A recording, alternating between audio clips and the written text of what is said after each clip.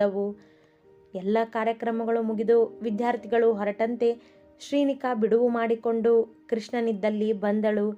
ಅವ ಸಭಾಂಗಣವನ್ನು ಸ್ವಚ್ಛ ಮಾಡಲು ಕೆಲಸಗಾರರಿಗೆ ಸಹಾಯ ಮಾಡುತ್ತಿದ್ದ. ಸರ್ ಕರೆದಳು ಅವನನ್ನು. ಅದೇ ನಿರಾಕರಣೆ, ಅದೇ ಮೌನವೇ ಅವನ ಉತ್ತರ.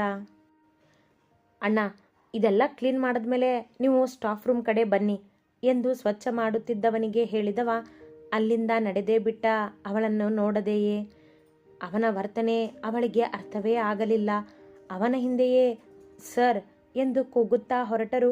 ಅವ ದೊಡ್ಡ ಹೆಜ್ಜೆಗಳನ್ನಿಡುತ್ತಾ ನಡೆದು ಸ್ಟಾಫ್ ರೂಮ್ ಸೇರಿದ.